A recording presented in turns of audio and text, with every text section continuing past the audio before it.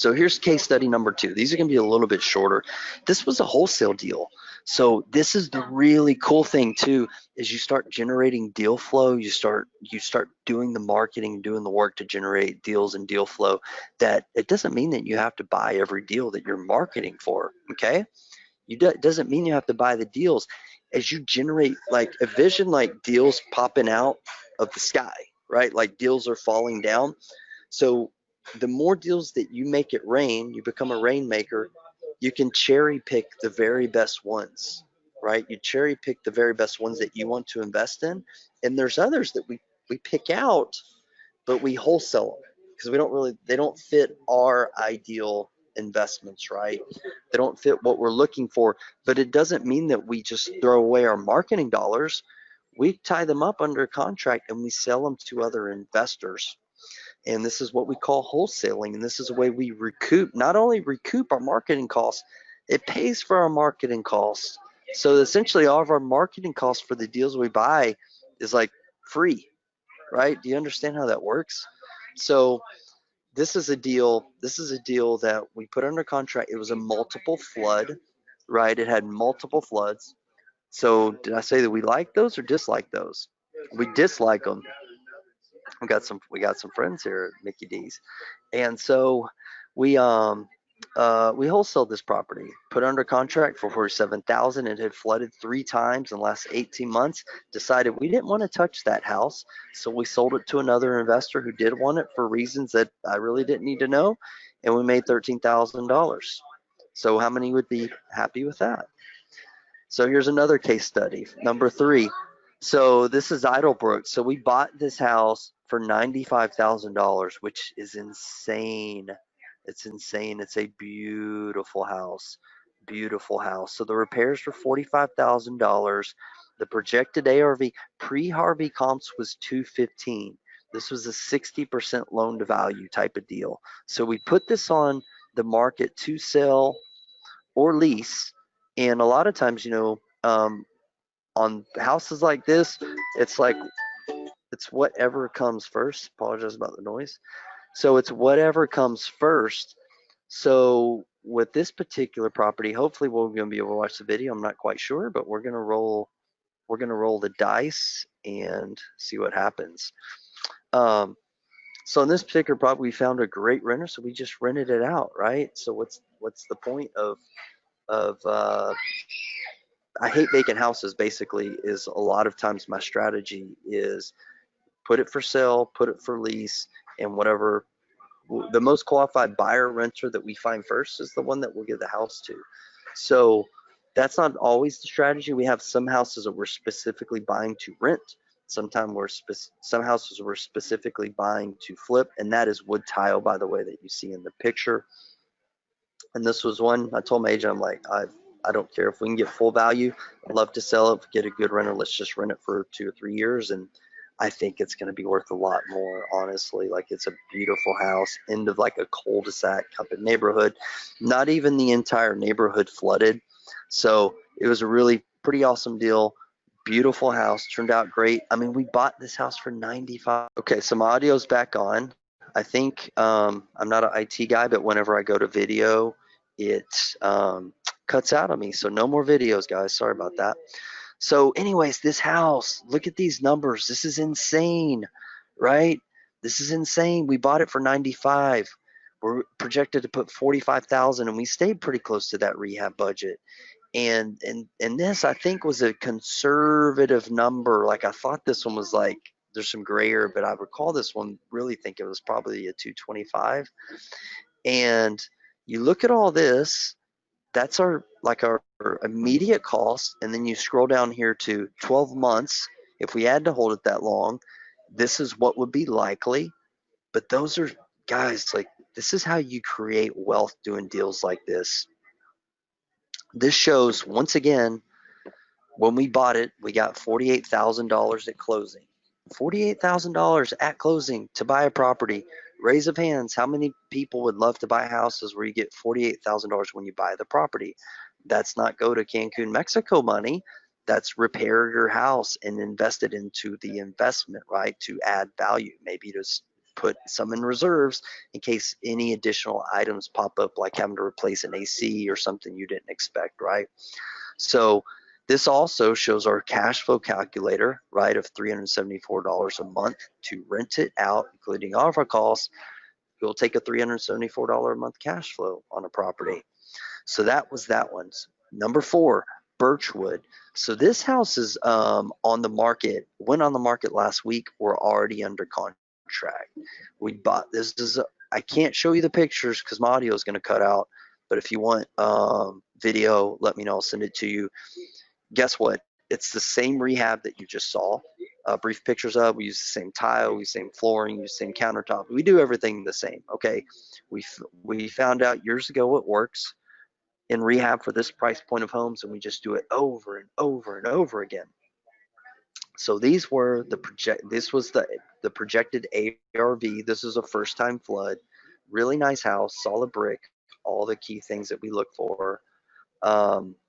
Can't show you the video. I apologize. Don't play video. I'm not letting you play. This is the comps. So I took this screenshot yesterday. It shows we're option pending. Price 225, days on market 13 days.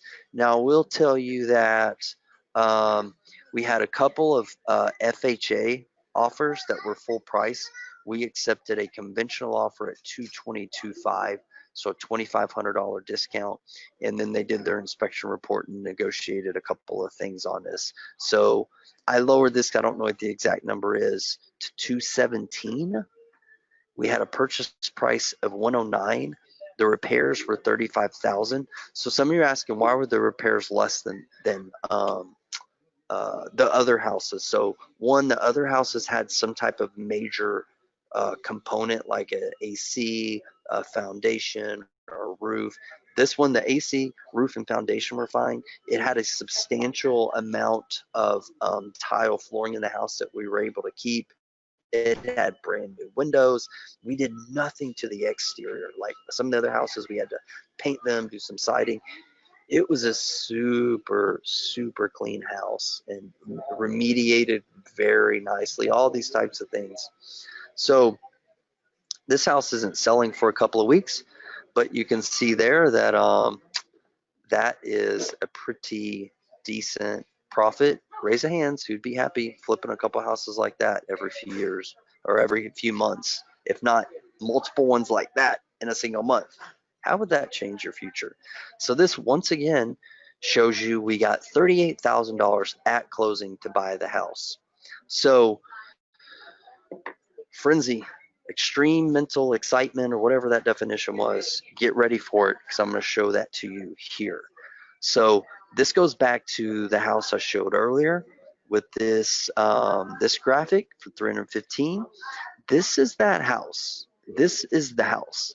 This is a custom home, my friends. This is a house in the Memorial area that we bought for $230,000. We are putting in, and I don't even think that we are. I think it was $60,000 to $65,000 in repairs. A projected ARV, I think that's a typo. I think it's $60,000. But anyways, projected ARV of 475. There were comps that were in the 500s. We're being really conservative with those numbers. It's a 62% LTV deal. So I gotta show it. Like, don't get jealous. Don't get mad at me. This is making some of your minds explode, and I get it because that's what it's supposed to do, right? Like, I'm really trying to drive in the point right now is that there are opportunities, my friends. Like, I'm just a dude who started in this business like not knowing anything, just with a dream and a drive. But we create our luck, right? And it's a matter of just going out and doing the work and really putting yourself in position when, and this is even wrong. I realize this one's 4% interest rate. So that goes even higher. Not way higher, but higher. I just realized that my holding costs on this property are like $1,000 a month. So mind blowing. So this is what we got at closing. So some of you are saying, well, you said it was 70,000. I think that's a typo because our budget is like 61 or 62,000. We overborrow a little bit, right? Because things happen, incidentals happen. And so that is what it is. And we have some closing costs and things like that we're taking out of this. So how is this even possible? So what we used on this is an equity. You can see here the cash. So this was an equity participation mortgage. I'm not going to go too in depth into that except to say this. So we, on some of these high end deals that have come in to play into the market after the floods, we've been buying those with our lenders where we're the buyer, we're the borrower, we're the buyer, the borrower, they're the lender, but we're using what's called an equity participation mortgage structure. It's also called equity appreciation sometimes. I've heard it called both. And what we do is essentially partner, although it's not a partnership, it's a lender borrower agreement where in exchange for a really low interest rate, 3 to 4% interest only, they get interest only payments of 3 to 4% per month in exchange for equity of the deal. So why would we do this? One, if any of you out there have ever flipped high-end houses and they don't sell, it's not fun. If you're in 10 to 12% interest loans, it's not fun. So I've been there, right? I've been there and done that. But what we did is essentially create a win-win scenario for our lenders and ourselves to take advantage of this opportunity. Because when we went into the same, like, I don't want to be buying, uh, borrowing $300,000 and $400,000 on houses at 10% interest, or even 8% interest for 2 or 3, 4 years. If I don't know, I don't know when these houses are going to sell. But if I can borrow at 4% and cash flow over $1,000 a month, would I do that in exchange for a share, a majority of the share of $145,000 of equity? Raise your hand if you wouldn't do that.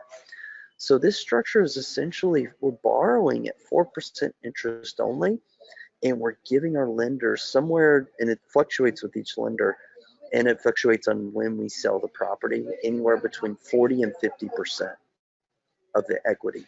So some of you are like, that's outrageous. Is it? How many of these deals are you going to do? And we keep all of the cash flow as well. Is that unfair? No. We're taking the risk. We're managing the deal. We're doing all that. And our lender's getting their 4% return, but they're also getting a nice little bump, a nice little payday at the end.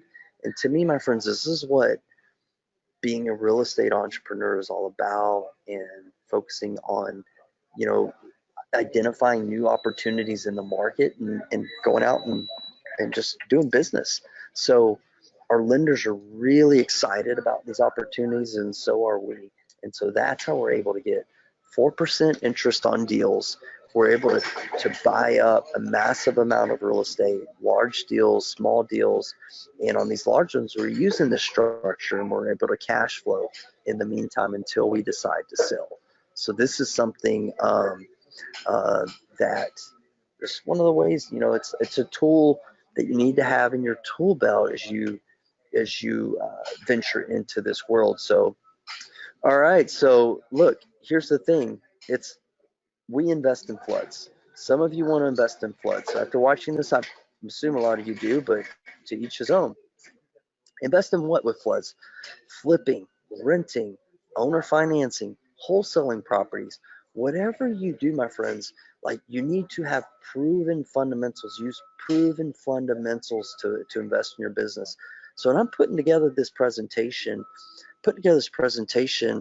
I'm saying to myself, I can't cover everything. Usually these webinars are 60 to 90 minutes. I'm like, I need a whole day. I need an entire day. Hey, my friend, I appreciate you watching the replay of Flood House Frenzy. I hope you got a lot of takeaways. We gave a lot of content, a lot of training in that, hour plus a recording that I did about, an opportunity that exists with flipping flood houses. And so I realized that a flood house, flipping flood houses isn't an opportunity that's available in every market, or even every year, or every, it doesn't exist all the time. But the opportunity to invest in real estate is here right before us each and every day. No matter what market you're in, no matter what real estate market that you're in, or geographically as well, there's always opportunity to look for deals. If you've got the 7 fundamentals, you can build a sustainable real estate business. So I encourage you to go to the resources page. It's at realestatefundamentals.com/resources. And if you go down, if you'd like to learn more, about working with me in my coaching program, I do have a private coaching program for our students, coaching mastermind, as well as some online training. See here, the Flip Fundamentals training. If you want to go, you can get free access to that. Check it out. You can learn more in-depth training about the 7 fundamentals, get to know with me a little bit better, and just see what it's like to learn to master, having the right mindset, knowing how to generate deal flow, estimate repairs, value out deals, generate financing, know how to manage rehabs, as well as generate income, and most importantly, just build a sustainable business. So once again, check out the realestatefundamentals.com/resources page, and a lot of good resources on here and more in-depth training to help you grow your business. Y'all take care.